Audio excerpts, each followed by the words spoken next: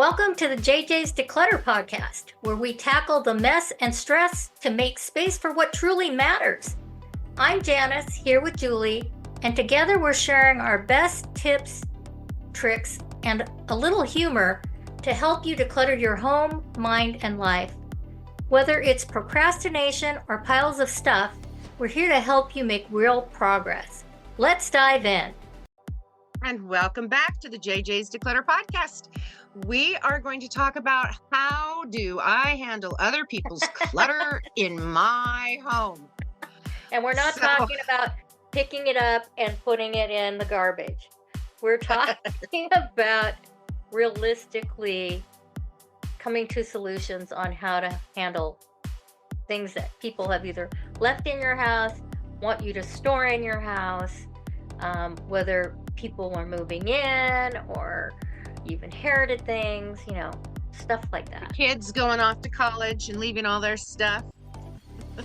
And then getting mad that mom wants to be able to use the room as a guest room. Yeah. So, when my kids went to college, they kept their rooms. Well, now they both have apartments and some of their stuff is still here. I have to admit, I left stuff at my parents' house probably until I was in my 40s. And I'd had two houses by that time, 2 or 3 houses by that time. So it's very common for your kids to leave things at mom and dad's house. Right. But we need to, once they are, established, I guess, we need to have them take responsibility for their own stuff. Right. And honestly, what we did is we just left everything in the house. Our son was living there and we moved away. Well, that's one way to do it. It's really one way to do it, huh? Yeah.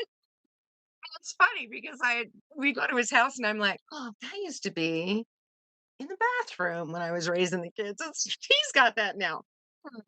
So yeah, pretty interesting. And, the reason we want to talk about this is because there are emotional and there's a practical toll of having other people's stuff cluttering up your house. True. And so to understand like the root of clutter, I guess you'd say, it's the emotional weight that's behind clutter. You have sentimental attachment to things, things that you've inherited, or it was just a Christmas present from that one aunt or something. It just all those different things kind of come into it, the sentimentality of it. And there's also the fear that if you let go of things that you may need them in the future. And how many of us have tons of things that we think, oh, someday I'm going to use this. And that someday has not happened in 15 years. So it's okay to let go of some of those things. And you have to realize that people in your house may have a different perspective of the value of items. So, they say that there's that saying, one person's trash is someone else's treasure. That actually can be true for people who are coexisting in the same house. So, we're going to talk about tips for approaching this with empathy for the other person's viewpoint, even though we know that our viewpoint is the one that's right. No, I'm just kidding. We're the ones that matter, but we're going to let you make your family feel like they matter too. Oh my gosh. So yeah, there's, it comes down to setting boundaries, but you need to set boundaries with compassion and some empathy. When you have open communication with the people that you live with or the people whose stuff is still in your home, then you can have that conversation without having to put any blame or judgment on them. I remember my own mother calling me ages and ages ago, and it's like I had moved out maybe a year prior, and she's like, "Hey, I've got this box of stuff. what do you want me to do with it? And I was like, oh my gosh, it's my stuff, and I went up and I was going to get the box and I look in the box and it's like, I don't need any of this stuff. Why is it still here?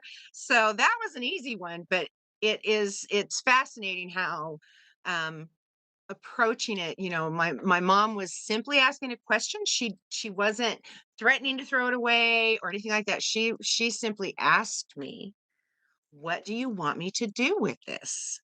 And oh, I'll come and look at it.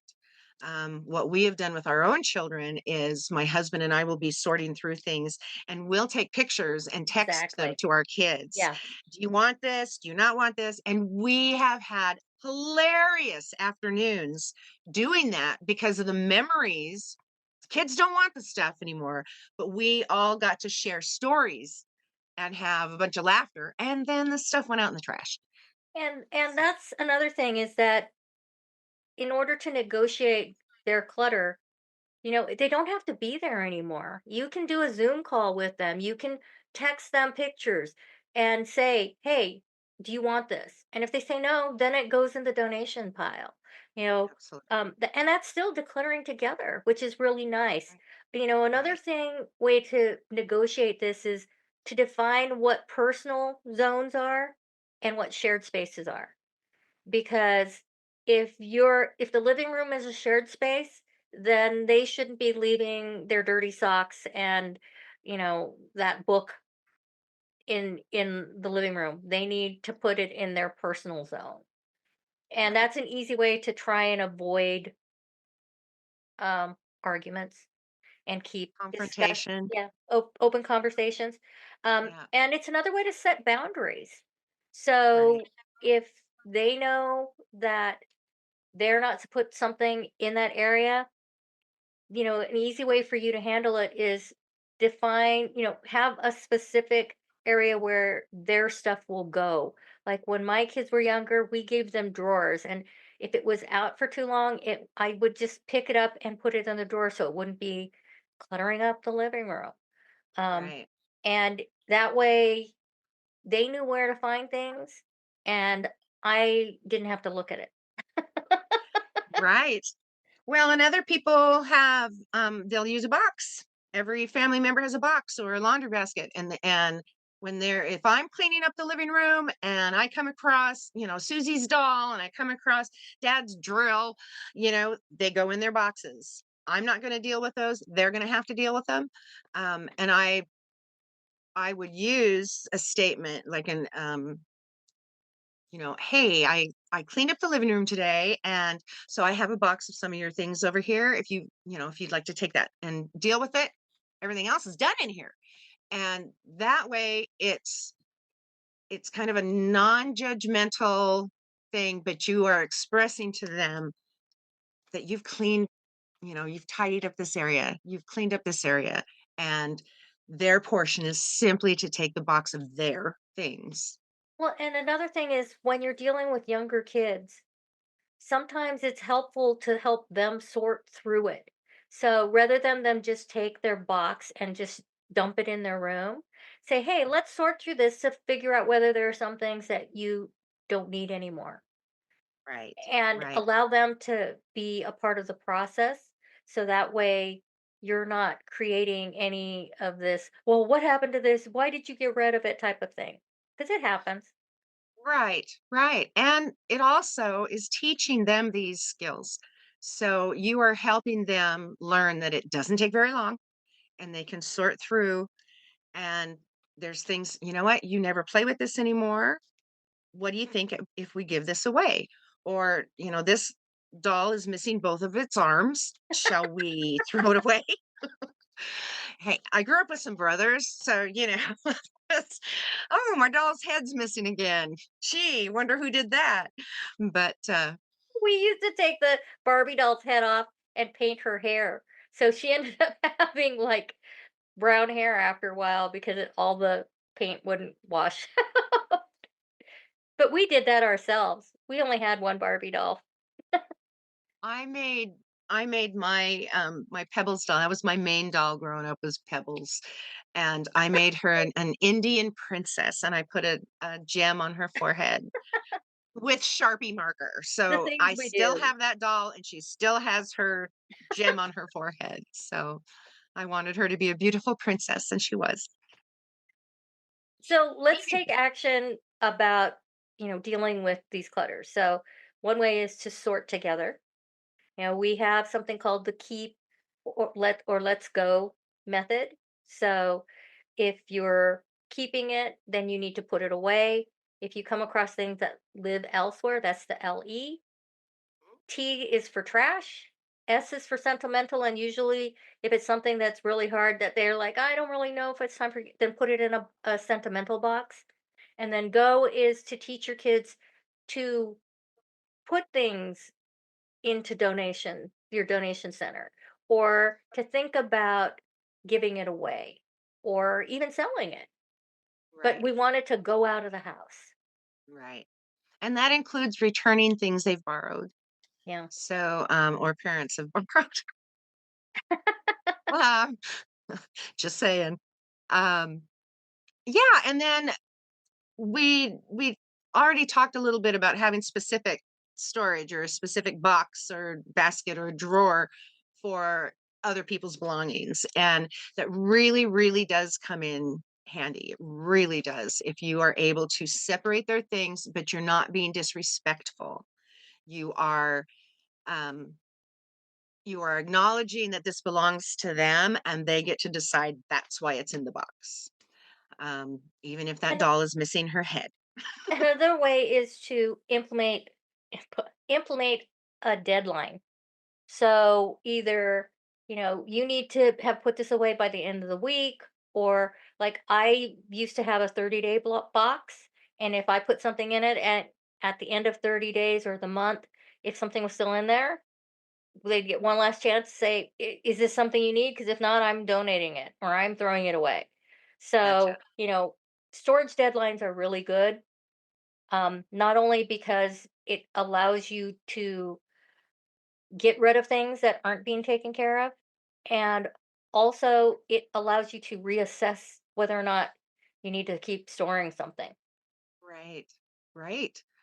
And honestly, there are times and there are people that they just won't engage. They just will not, they don't want to do that.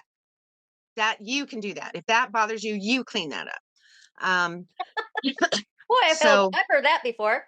yeah. So if you have somebody who is not willing to help, again, I would still use the box thing.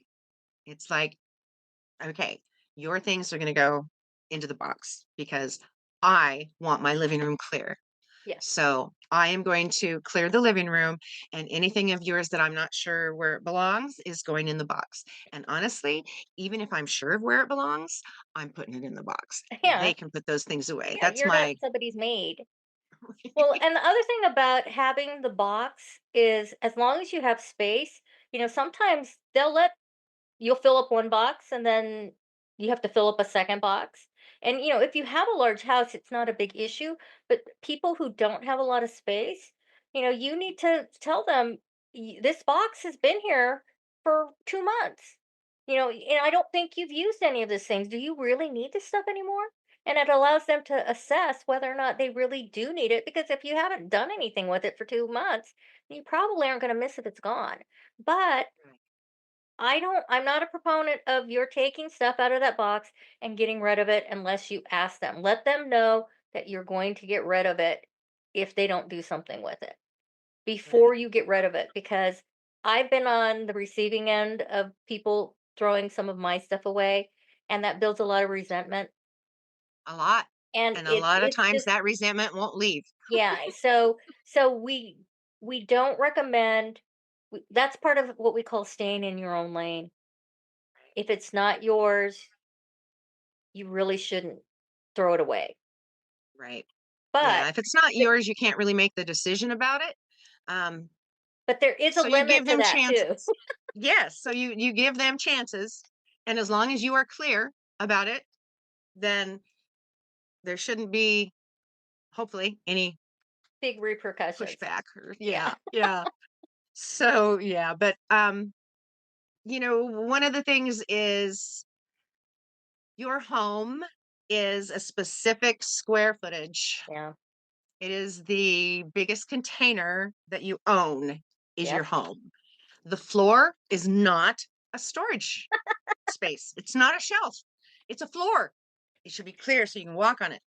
Um, and that's one of the other things in dealing with people and their stuff. I'm going to do kind of a little sidetrack here.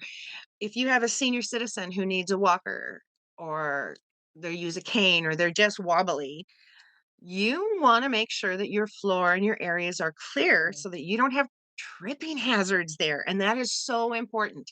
And the other thing to keep in mind is, should, God forbid, anything happen, EMTs need to be able to get through the Yeah, door and that's to true. wherever it is that person is with a gurney. And so if you keep that in kind of in the back of your mind, not that it happens to a lot of people, but it does happen, you want to make sure that there is a clear path to be able to get from one room to the next, Yeah. and be able to, get people the help that they would need. So that's something else to kind of keep in your mind. So let's see here. All righty. There's also the guilt of decluttering, or at least your clutter conversations. Um, you need to keep in mind that it's okay, completely okay, to prioritize your own peace and comfort. It's okay to prioritize yourself. So please do keep that in mind. It is not selfish to set boundaries. That's self-care. And letting people know your tools do not belong in the living room. Um, you know, Or the on Legos. the island in the kitchen, or and believe me, there are a lot of people whose husband leave tools in the kitchen Right. for some reason. Yeah. I don't know why. Kitchen's for cooking. It's not for, leaving your Tools. tools there. But anyways, So anyway, that is something to keep in mind. Hopefully we've given you some great ideas. things to think Make sure about. that you share and subscribe and all that kind of fun stuff. We do have our Keeper Let's Go methods tied out. That's not the word I was trying to say. It's typed out. We have a PDF of it for you. So you can go to our website, abcdeclutter.com, to download that. And with that, I think this session of the JJs Declutter Podcast has come to an end. We will see you all again. Yes, subscribe. Bye. Thanks for joining us on the JJs Declutter Podcast. If you're ready to keep simplifying, follow us for more tips and join our Facebook community to share your wins and challenges. Subscribe here because it's always more fun to declutter with friends. And thanks in advance for leaving us a review.